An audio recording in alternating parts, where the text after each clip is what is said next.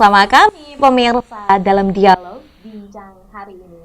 Tak terasa nih Pak, ngobrol terkait dengan politik identitas. Tutup di pertanyaan yang lain. Yang akan kita ulik nih pemirsa di segmen ini. Salah satunya adalah bagaimana nih Pak langkah konkret yang dapat diambil oleh pemerintah untuk mencegah eskalasi identitas yang merugikan. Ya, jadi bagaimana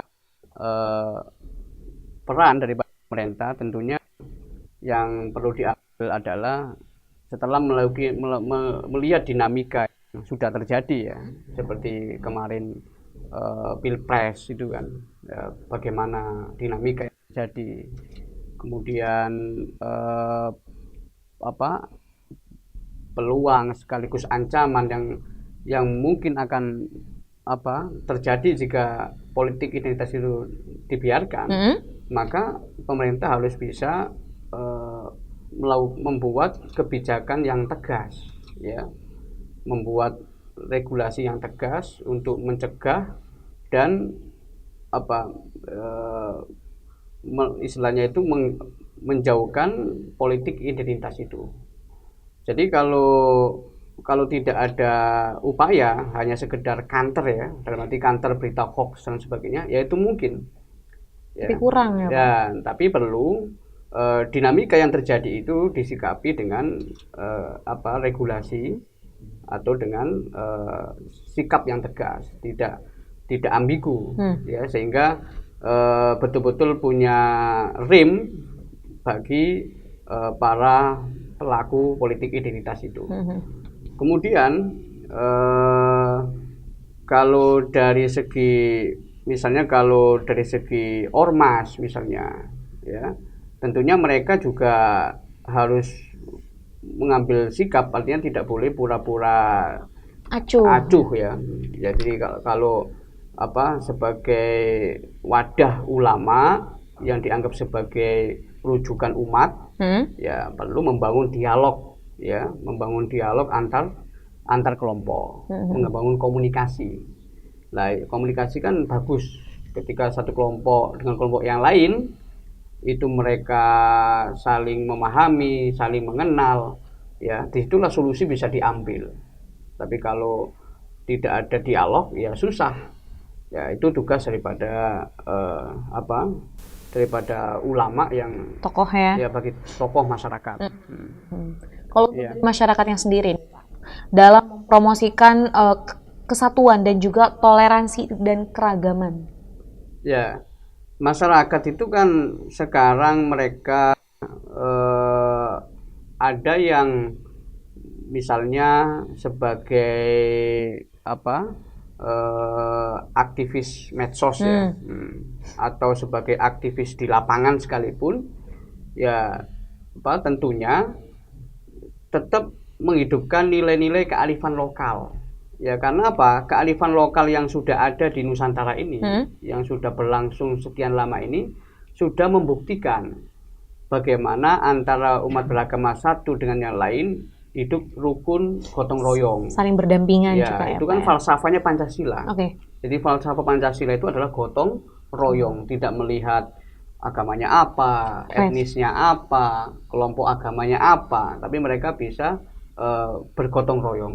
Dan ini falsafah ini harus dijaga, dan ini tidak bertentangan dengan agama manapun, ya.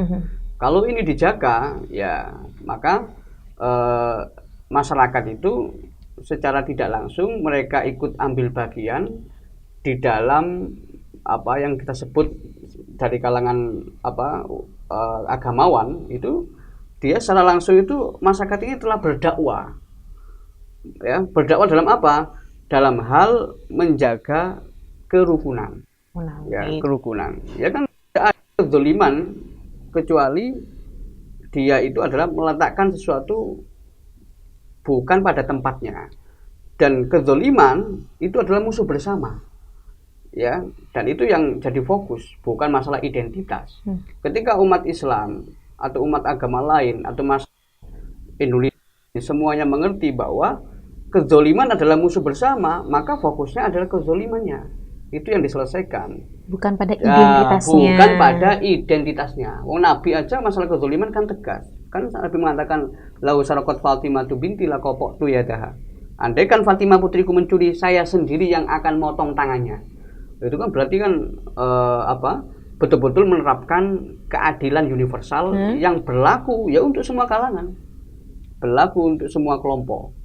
Nah ini masyarakat semua bisa mengambil peran dalam menghindari politik identitas. Politik identitas. Karena sejatinya ya Pak ya, agama, etnis, ras, suku tidak ada yang mengajarkan keburukan ya Pak ya. Pasti tentunya juga mengajarkan hal kebaikan. Dan tentunya kalau sama-sama beriringan, wah betapa indahnya Indonesia yang dengan keberagaman suku, bangsa, dan agama ini. Nah kemudian nih Pak, bagaimana cara dari media sosial nih Pak, dan juga media massa untuk dapat bertanggung jawab dalam meliput isu politik identitas tanpa memburuk polarisasi sosial, Pak? Ya, kalau media massa ya, jadi kembali lagi tadi media massa itu tanggung jawabnya adalah kalaupun mereka tertarik ya untuk viral ya, kan kadang-kadang media itu kan yang jadi orientasi kan viralnya itu, walaupun dalam tanda kutip harus merendahkan pihak lain. Nah, itu yang kemudian media massa harus bertanggung jawab satu dalam masalah kejujuran apa yang ia sampaikan. Ya, jadi ketika orang itu berdusta, ya tentunya dia akan bertanggung jawab kepada Tuhan, karena kita adalah masyarakat yang religius. Ya, kita bangsa Indonesia ini kan bukan penganut agama yang sekuler. Kita ini kan berketuhanan yang Maha Esa, jadi bukan negara sekuler. Ini perspektif saya kan dari Nahdlatul Ulama melihat hal itu. Ya, jadi jurnalis juga demikian. Jadi harus seimbang dalam menyampaikan berbagai hal supaya supaya tidak nampak di situ adalah upaya-upaya untuk namimah ya, dalam bahasa agamanya itu adu domba. Nah ini yang harus jadi concern daripada media. Jadi harus bisa merekatkan, bukan memecah belah ya. Betul. Tugas daripada media massa. Jadi sebenarnya seluruh pihak Pak punya peran nih dalam bagaimana kita mengedukasi dan juga menghindari adanya politik identitas. Nah, nggak kerasa nih Pak. Iya. Sudah akhir segmen ya. Tapi belum kita menutup nih perbincangan kita hari ini, boleh dong Pak dikasih closing statement nih kepada pemirsa setia Sultan TV tentang tema perbincangan kita hari ini, menghindari politik identitas. Ya, jadi closing statementnya begini, bahwa perbedaan itu adalah fitrah. Ya, perbedaan itu adalah fitrah, anugerah dari Tuhan yang Maha Kuasa.